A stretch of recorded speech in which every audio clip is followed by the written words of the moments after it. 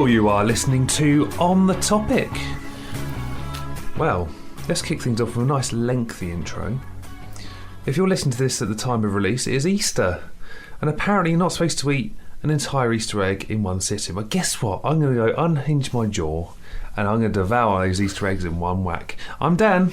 That's disgusting.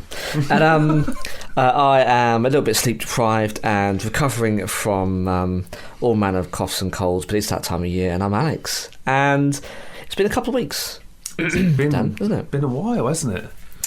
We've been up to quite a lot, really. How do you want to do this catch up? Wow. Dice Throne? We're back a little bit later than we sort of anticipated. We're going to try and do an episode before I went to Tokyo. Yep. Ended up with some health problems. So let's rewind. So December 23. Turns out I've got high blood pressure. Oh. Not good. Well, it's hereditary. There was no way of me escaping this. I knew this day would always come. And Eventually get you. It eventually got me. And I started a course of tablets called Ramipril, which is apparently the first tablet they'll prescribe you for blood pressure. Now, 5 days in, I came out with rashes, swollen eyelids, and I looked pretty worse for wear. I think you saw me just before I went to Tokyo. You did. You've looked better, especially as you're about to embark on quite a long plane journey. I was a little bit worried for you. But I got prescribed antihistamines and a different course of blood pressure tablets, so all sorted. But You got a bit of colour back in your face. Looking good. Definitely a lot brighter and happier. Sprightly. Thank you very much. Very good. A lot. So yeah, of course, went to Japan. You did? Absolutely wild, like it's bonkers. So it's always been on our hit list, and we're really keen to go. If you could summarise it in a sentence, and I will hold you to that. Okay. But if you could summarise what... Is it just Tokyo you've been to at the minute? Yeah, it's just Tokyo. Okay. We did go outside on our last full day. So we were on a bus tour around Mount Fuji. Didn't see Mount Fuji because... No, often you don't, apparently. It snowed. Yeah. Which is also quite rare for that region. But yeah. But if you had to summarise in Tokyo, how would you, in a sentence? For those perhaps who have never been or perhaps haven't even thought to perhaps go that part of the world. It's clean. It's tidy. You don't really see a bin because the people are encouraged to take their rubbish home to recycle. Okay. Yeah. So you don't really see any rubbish on the streets. I mean, there was 1 or 2 days we went out, like the morning after, I guess, from a good night out with all the Japanese. Yeah. And there was maybe a bit of clutter. By lunchtime, it was clean again. You could eat your dinner off it. You could. You genuinely could. Even the tube, like the trains. They're so clean. Not like and on time, right? They run to time. They run to time. I've heard they, unlike in this country where you got to fight for a refund if it's delayed. In Japan, I hear that if it leaves early, you get an apologetic email and a part refund. If it leaves a couple of seconds early, then it's scheduled to. Yeah, and those trains are so clean. I mean, you go on the London Underground, it's filth. Yeah, I mean. Yeah, you're taking the ante back and you're hoping not to contract something horrific when you visit that city. I do love London, but yeah, it's pretty dirty, pretty grim. They're very friendly.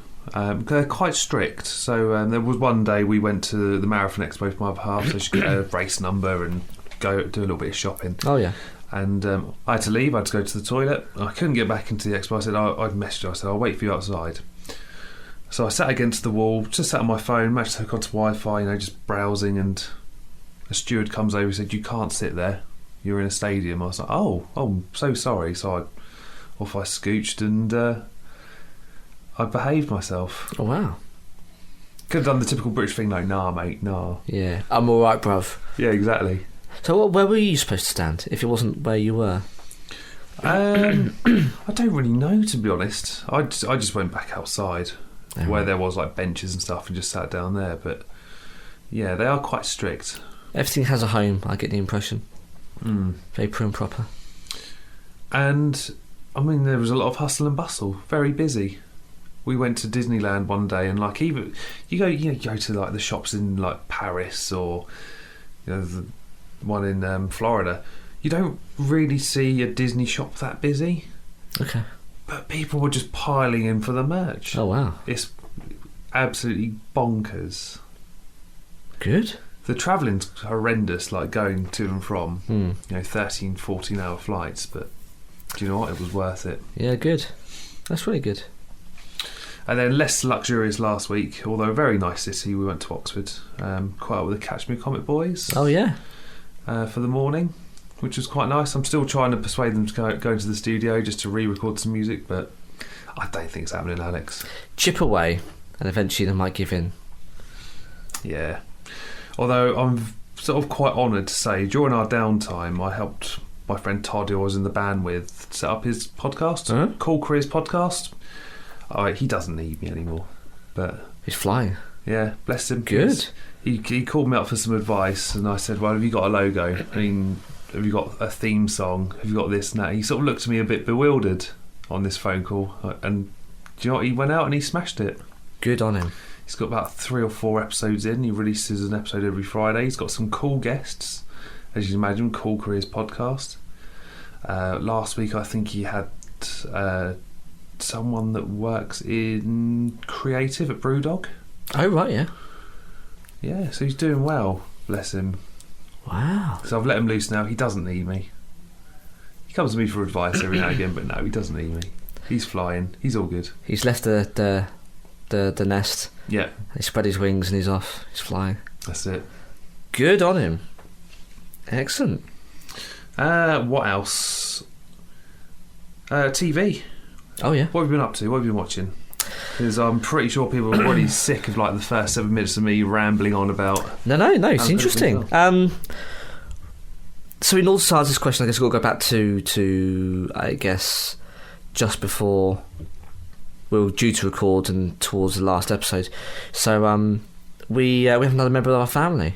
Yes. A little baby girl. So she's joined our family. She's at the time of recording 10 weeks old. So yeah, it's been a bit busy. In the household here, but it's been wonderful. It's been fantastic as always. But yeah, been very, very busy, and with that, some tired nights, long days.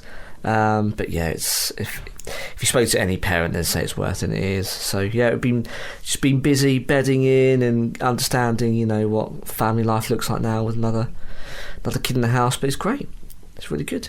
But as you do when you have a child, I had some time off at the beginning and I've got some more time off now. Really, really fortunate. I've taken to when I'm doing the feeding or looking after her, watching a bit of Netflix. Yeah. And I've gone back to watching Suits. It's so good.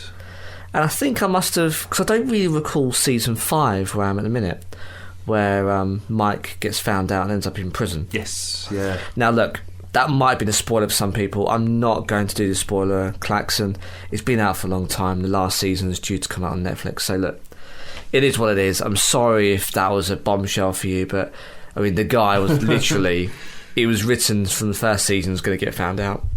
And he did. Just got a photographic memory. You remembered the books. Yeah. I still remember the moment he walks in and he's pitching it to Harvey, isn't he? He's like, yeah. And Harvey's like, we should hire you.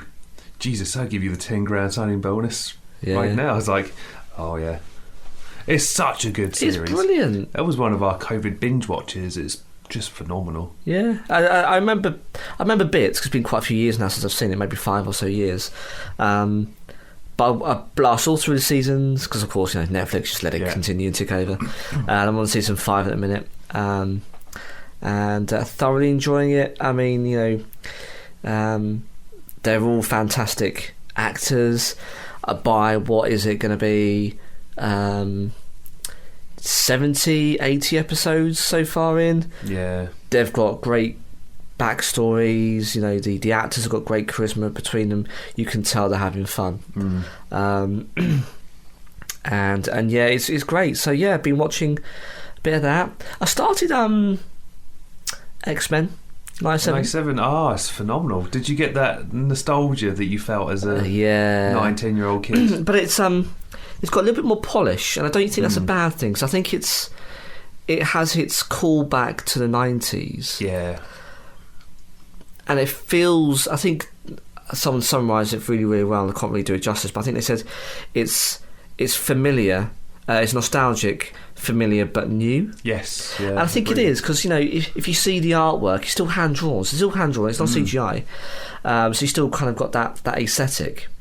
You've still got the same voice actors as well, I think, apart from one of them that passed away, yeah. Okay. But you can see that it's got a crispness to it. Of course it does, because it's not on, you know, CRT square TV now. It's widescreen, but it's really good. I love it. And it's a continuation, almost a couple of weeks or months on from you know, the season finale back in the 90s. So I think they're on episode 3 this week. Yes. I've only finished episode 1, really enjoying it. And I think, you know, they did some characters are dirty, perhaps, in the 90s. Yeah. And, you know, what they've done with Cyclops, I think, is spot on. Because in the comics, he steps up. Yeah, he does. When Xavier decides to go off to, was it the Shi'ar a couple of times? Yeah. Or he ends up being dead but not dead, as it happens in this series. And he always steps in and leads the X-Men. And I think he has in recent times, actually. And it's just so good. Yeah. Oh, it just hits that nostalgia. I saw a picture of someone actually watching it, and he was sat on the floor with his legs crossed. He said, I used to do this when I was a kid, and I'm still doing it now. Yeah, as a 37-year-old man. It's like, yeah, I can really appreciate that. That is so good. So yeah, I mean, they're all on Disney Plus. So if you haven't seen any, or I'm not quite sure where you've been for the last 30 years, unless you're younger than age. But anyway, you should see them. You should see at least one episode of X-Men. So they're all on there in the latest series, X-Men 97. I say the original series was another COVID binge. As soon as Disney Plus came out, me and my wife were watching it. Yeah, we just both love it. Although I do have a slight beef with Disney Plus in the mid-term. Oi. I've just renewed my subscription, and I swear it's like an extra 10 or 15 quid a year. Wouldn't surprise me. It's disgusting. And that's the middle tier. That's not the adverts. I refuse to pay for a package that has adverts. Nah, I can't do that. It's just do my head in. What you do that on free in the UK? You have, you know, like ITVX, or you have less iPlayer, because obviously that's government funded, but you still have their adverts for their programs, and you can't skip those. Why would I pay for the privilege? That's not. So yeah, it's my fault what I'm saying, but I refuse to have the adverts. But yeah, it's a lot of money. Because it was about 60 quid, wasn't it, when it first came out? Over a ton now. Is it? Yeah. Jesus. And I'm not joking. I had a long old think. I was like, is this worth it? And I think it just about is. But a cost of living crisis, everything's going up. You're like, Disney, like, how can you justify that? I know they're creating lots of original content, and they've got the star part of it, and they've got all the rest of the other things. No doubt they've got to pay for licenses to all the the publishers of the movies that they've got on that platform. But I don't know, man. I actually had to think about it. I've never done that with Disney before. I don't hugely watch the Star Wars stuff, to be honest. I'm always there for the Marvel content, but this year we're not getting much MCU content, and I think that's for good reason. And we still haven't done our IMCU review, and probably we should do in the next couple of weeks. But I don't think that's a bad thing. But you're right, that's primarily why I have Disney Plus. But I don't know, man, like, if next year is of the same amount, I'm on the fence. I don't know, because it all does add up. I know people say that. You say, you've got Netflix, or you've got Prime, you've got this and that, and you may, I'm not condoning this, listener, but you might share log-ons, and that spreads the cost. But it's a big wedge though, Dan, for a year. For corporate greed, you should share your passwords, 100%. Some might say, Dan, because I can't be affiliated with someone on this podcast who clearly endorses that, but some might say that. No. But yeah, I don't know, man. But anyway, yes, that's what I've been watching. How about yourself? A lot of WWE. Oh yeah? We are really muscly men in spandex? Yeah, 100%. I know sweaty. people go, oh, wrestling's fake. Well, guess what? So is everything else. But it's basically theatre. I'm not insulting anyone by saying it, right? No, it's theatre. It's essentially theatre. Just enjoy the theatrics. Yeah, it's I mean, It's entertainment and it's like drama. soap, but then they're all duking out in the ring or beating the shit out of each other backstage. I'm there for it, and the Rock's just come back, so they are really Dwayne the Rock Johnson. Yeah, that's the one. Yeah, we are really cooking like this year. Can you smell what it's cooking? Yeah. So the Rock's now part of the TKO board, which owns WWE. Mm-hmm. But he's come back as this final boss, and you've got the hero Cody Rhodes, who's going to be fighting the Rock's cousin at WrestleMania again this year for the title. Roman Reigns has held the title for 1,300 odd days, but the Rock is like, you're not getting that title off my cousin. And this week on Raw, sorry, spoilers if you are a wrestling fan and you haven't seen it yet, he kicks the shit out of Cody Rhodes. Actually, no, that's a lie. He comes out. Cody Rhodes is doing his old the promo to the audience. He's like, I need you with me at WrestleMania. I need your help. Rock comes out, doesn't say a word, but you see him say something off camera, like on camera. Yeah, but it's not picked up. Off it's mic, not audible. yeah. Off mic. And what he said was, tonight I'm going to make you bleed. End of the show. All hell breaks loose in this last match. Cody Rhodes is duking out with one of the other cousins. I mean, his family's huge, by the way, Alex. Okay. They're not actually related, right? I don't think they are, but they call themselves the Bloodline. Okay. I think there is something in the family tree that connects them. Okay. I don't really know. It's all for story purposes. Yeah. For story purposes, yeah. So he's duking out, and then all of a sudden the Rock comes out of nowhere, throws a bin at Cody Rhodes. Wow. Blood everywhere, and he's duking it out. He's beating the crap out of Cody Rhodes. Yeah. Throwing him against the bus, everything, and he's like chatting shit about his mum as well. He's like, look at your son, Mama Rhodes. And you can't bring someone's mum into it. No. He's literally like the final boss. Wow. He's even calling himself the final boss in his wrestling posts on Instagram, so there's so much good stuff going on right now, and if you're a wrestling fan, it's a good time to be a wrestling fan. And the other thing I've been watching was Monarch Legacy of Monsters. I watched the first episode of that, and then my Apple TV Plus subscription ran out. But highly polished, right? Yeah, it's really good. It sort of ties this bridge between after Kong Skull Island up to the first, which is a great film. It's really highly underrated, I think. And it goes just past Godzilla. Sorry, Tom Hiddleston. Yeah, Tom Hiddleston and Sam Jackson. Yeah, quality. So after the world-shattering revelation that monsters are real, two siblings follow in their father's footsteps to uncover their family's connection to the secretive organisation known as Monarch. And sorry, it's John Goodman, isn't it? Who is the old guy at the beginning? Yeah. His younger character appears in this. Right. I can't remember who plays him. It's one of these. I'll do the listing. It's got Anna Sawai, Kiersey Clemens, Ren Watabe, Kurt and Wyatt Russell. They play the same character. Yes, Wyatt Russell, isn't it? Yes. Wyatt plays the younger version of his dad. Kurt. Yeah. People going, the casting's spot on. How do they do this? It's because they're father and son. You're welcome. They've actually got genes. Mary Yamamoto, Anders Holm, Joe Tippett, and Eliza Lasowski. Yeah. Sounds good. It's really good. I still need to watch the final 2 episodes, but it's very enjoyable. Not enough Godzilla for me, though. No. Not enough monster action. Especially you've just come from the land of Godzilla.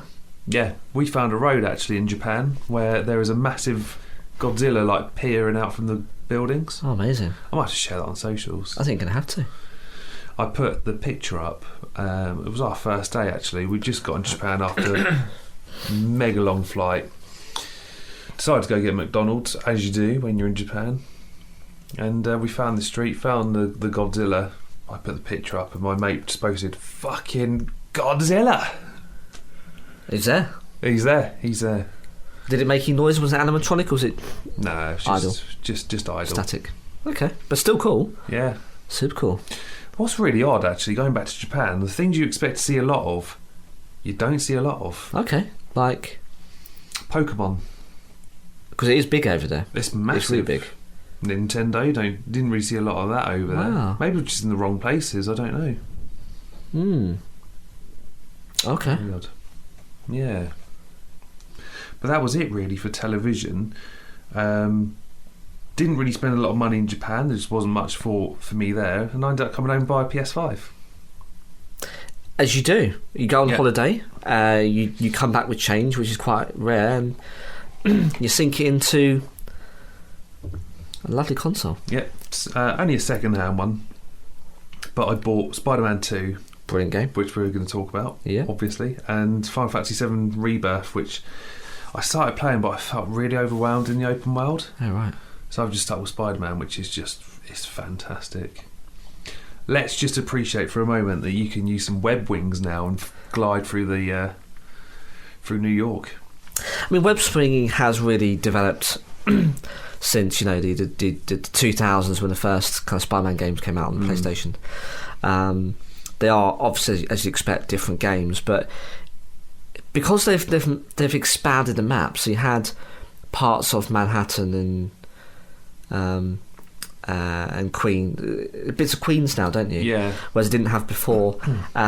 So they were thinking, well, web swing's quite fast, and obviously it could be fast depending on, you know, how good you are, but it could be faster.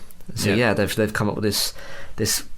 And I was a bit dubious at first when you're first introduced to in the first 5 minutes of the game. In fact, Literally, the Sandman bosses. yeah. Oh, it's chef's kiss. We need to go back to favourite bosses, because I think in our Volume 1 I said the Kingpin was a good fight.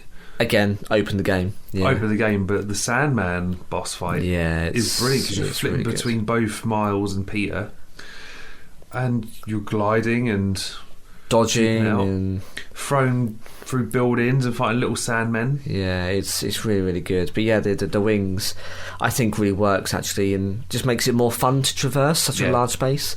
And it is full of stuff to do.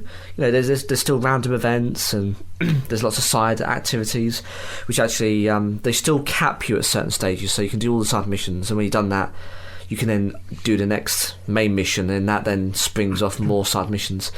But I end up doing more of the side missions to enjoy myself, and I pace myself, because it's just a really good open world game. And you got the random crimes. It's fun. It's real fun. And you get some real shocks. Storyline wise, or just generally? Storyline wise, yeah. I think is it fair to say it'll be a spoiler? Yeah, best not to. But we did talk about it over WhatsApp, and there are some shocking. You're right. You don't expect it. It was really brutal, and people do meet their demise, and you're like, oh, that's didn't see that coming, because it's in its own universe, in its own right. It's kind of uncharted territory, and they can do anything they want with the material. It's quite refreshing actually, because you're playing the game, and again, it's familiar, but it hasn't been done before. No. I did quite like that Harry Osborn is Venom. Yes. I know that's not really a spoiler, because that was already teased in Spider-Man 1 in a cutscene, but I sort of quite like that it is its own entity, and they've got their own, I suppose, like playing room with that stuff. Yeah, 100%. And we still haven't really seen Norman. He's been threatened in the first one. He's been more than threatened in the second towards the end of this outing. I'm really excited to see where they go with it, because Norman has a number of different ways of becoming the Goblin. In the Ultimate Universe, he's almost like a dragon, like the Lizard. He's a fire-breathing, sentient dragon lizard thing. Sort of looks like the Into the Spider-Verse, wasn't it? Yeah, a bit like that. Yeah, no, totally. Yeah, when they're fighting out in the basically Large Hadron Collider. Yeah. Or you've got the more traditional, which is, a man on the glider using tech, and they'll probably go with that one, I can imagine. Yeah. But even so, it's really exciting that you don't know where they're going, and it's the first time you see Craven really properly on screen. I think they did it. I think they did it really well. And switching between those characters, and tackling those two different storylines is just so good. Yeah, I was sort of a bit dubious as well. How would you go between both Spider-Man? But actually, you can just change whenever you want. And it's instant. It's absolutely instant. It just shows just the processing power of the PlayStation. And this is coming from someone who's got a Steam Deck, so PC, and also Xbox. I appreciate them all, but this game really does push. There's no load time. It's just incredible. Yeah, it's all quality. Yes, I was going to say have you played the mission with Miles' girlfriend? No. Okay, I won't say anything.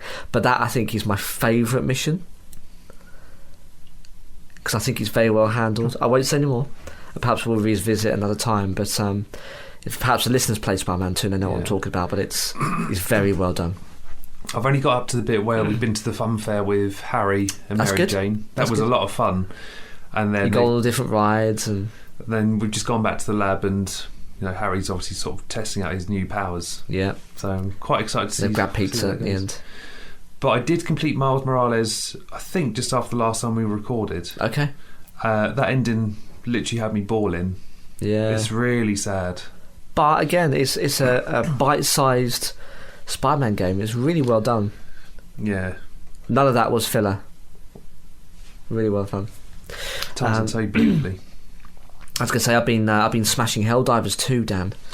Yeah. It's ridiculous. Tell me more, because I did look at a couple of YouTube videos. I'm not sure that's for me, but you have to try and say. No, it is. So essentially, I try to think of the best way to describe this. In a nutshell, you can play solo, but it'd be quite difficult. It's predominantly a multiplayer game. You have a third person, but as you're shooting, you can switch to first person. Futuristic title, and basically you are a human of Super Earth. Turns out Super Earth are a bit of fascist, and they want to take over the rest of the universe. We're the bad guys. Uh-oh. But he does it tongue in cheek, and it's very self-aware, so it's quite cynical. But effectively, you're fighting on two fronts at the moment. At time of recording, which is the bugs.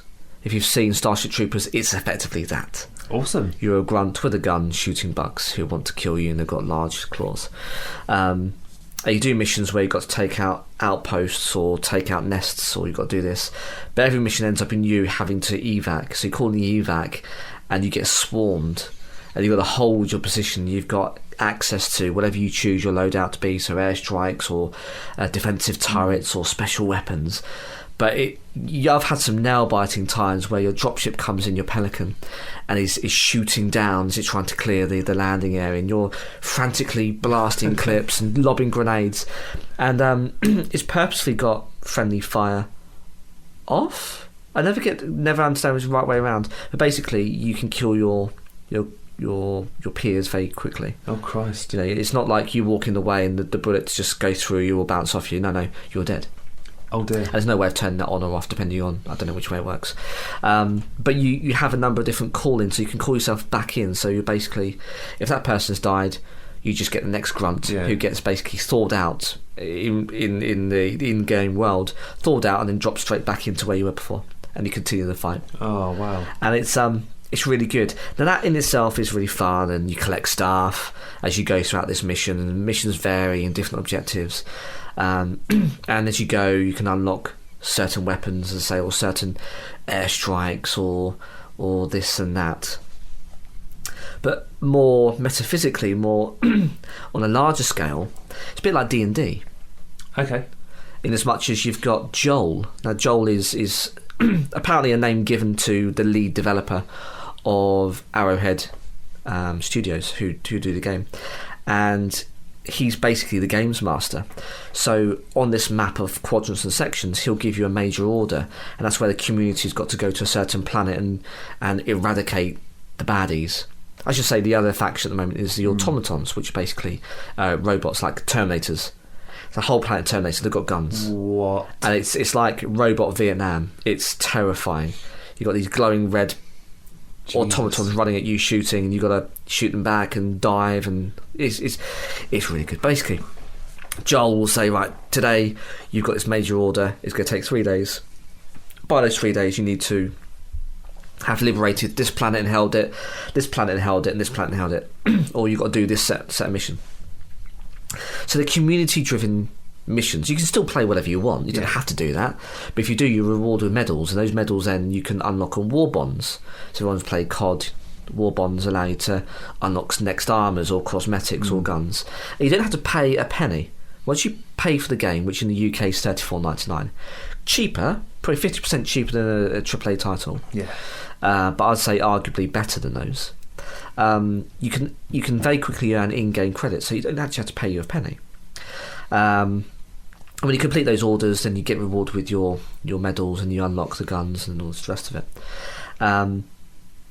But very quickly they're going to start to introduce other baddies and other enemies of that type, and it's all story driven. So it's a shooter, third person shooter at heart, and it's a really good kind of team playing mechanic. But more broadly than that, it's like a community D&D game. Yeah.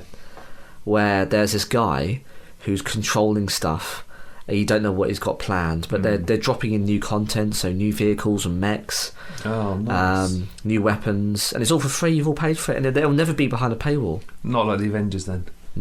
Please don't say it's disgusting words in this on this podcast. But it's good fun. It's just good fun, and you can have a quick 20 minutes or half an hour, or you can spend hours on it playing with your mates. It's a good laugh. So I can highly recommend it. Never know, Dan, I might try and convince you, but it's really good fun. It's payday today at the time of recording, so you could swing me. I'll send you some videos and we'll see if we can try and get you you hooked. But it's a good laugh. So yeah, that's had my attention actually predominantly for the last 3 weeks. Helldivers 2, I cannot recommend it enough. Nice. Been listening to a bit of music actually. Oh yeah. At the time of recording, I think some of these might have been on the most anticipated. Which is good. We need to tick those off. Yeah, Neck Deep self-titled album. I've been listening to that on repeat quite a lot. It's just an album of bangers, literally non-skip. Go check it out. Phenomenal. Yeah. Yellow Card did a collaboration with Hammock. They're back now, aren't they? Yellow Card. A hopeful sign. So it's just like a reimagining of some of the songs in their discography. Lovely. It's really nice. It's sort of quite lo-fi. Is that the best way to put it? Okay, yeah. Very. You could probably just listen to it and just chill. Just chill to it. It's just brilliant. 408. Yes. Hot Mess. Yeah. Really good album.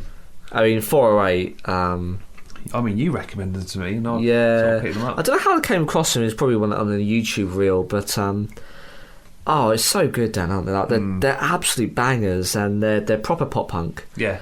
And it's early noughties personified now in the 2020s, and it's just they're such a good band. Yeah, agreed. Such a good band. Alkaline Trio, Blood, Hair and Eyeballs. That's a really good Still album. going, are they? They're still going. Oh, amazing. Matt Skiba's obviously not in Blink anymore, so he's gone back, rekindled with his bandmates, and just dropped this absolute banger of an album. And something I picked up that turns 20 years old this year, Newfound Glory, Catalyst. It's one of their best albums. 100%. 100%. There's only, I think, one or two that I like less songs-wise on that album, but otherwise they're all phenomenal tracks. Full of bangers. I mean, we got All Downhill From Here, This Disaster, Truth of My Youth, Head On Collision, which is brilliant single they released. Failure's Not Flattering. Yeah. It's just a good album. It's phenomenal. It's raw and it's full of emotion and it's fun, and it's just it will remain to this day one of my most favourite albums of NFG. I feel like it was pushed, or a lot of bands around that time were pushed by Blink-182 the previous year when they released their self-titled album. You know, you had things like Obvious or I Miss You, and a lot of bands looked at that and went, "Oh, you can be grown up and do stuff like that. Oh, we're going to follow suit." And that was essentially Newfound Glory's album from there, and they sort of all the better for it. Yeah.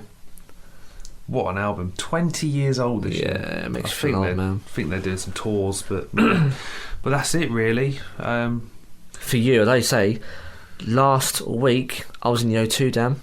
Yes, you saw John Mayer. John Mayer did his solo, or doing his solo tour, was in Paris last night for the first time. He was in the O2. How was it? Yeah, I mean, it's phenomenal.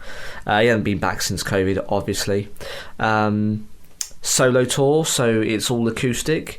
There's a couple of times where he went to piano, but he had the harmonica, but there's no band, just him. Yeah. And a lot of the songs that he did were familiar, but then because it's just himself, he would kind of do elongated instrumentals, or he'd change some of the words, and it was new but familiar, and it was really good. It's a good couple of hours. It's not your kind of stereotypical kind of concert. It's sat down, and there's lots of guys with their girlfriends. But I'm comfortable enough in my own skin to be called out. But it's just a nice chilled evening. And he commented. I mean, I think he says it about every show, but it's basically it's like being in his lounge and he's playing to you. Yeah, it's quite intimate, which is odd because you're with like 50,000 other people in the big stadium in London. But it's so good, Dan. Where were your seats? Did you have the nosebleed seats, or were you? No. I was just below mid-tier, just underneath the VIP boxes. Oh, nice. There's a couple of them empty. I was like, are you fucking kidding me? Like, I'll go in there. Don't have to have any hospitality. I'll just sit there in the comfy seats with the lovely view. But we had decent seats. And yeah, it's just quality. I've been in the O2 in the nosebleed seats. I did for Lee Evans back in, I think it was about 2006, 2007 when he was still doing stand-up. Thank God for those screens, all I can say. But when you're climbing, it's really quite steep.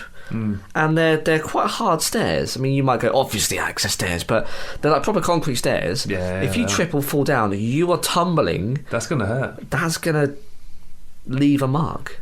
Break something. It's really quite steep. So yeah, no, we weren't that high, but yeah, it's quality. Be there next month for some WWE wrestling content. Look forward to that. Some steamy wrestling juiciness. Yeah. Hopefully The Rock will be there. I'll duke out of him. Properly. You will? Yeah, 100%. I'm going to take him on. So you've gone from Boy Scouts now to The Rock. I mean, that's quite a step up, isn't it? Steep of those steps in the O2. I don't fancy your chances. Nah, I don't think I do either. Probably people's elbow me and I'll be dead. Yeah. Or you'll play dead is better. Yeah. Oh, sorry. Yeah, just faint. Well, I mean, I don't think Cody Rhodes really had a chance this week, and I don't think I'd probably have less of a chance. Yes. You know. Sadly. Never mind. But yeah, that's been us, Dan. That's it.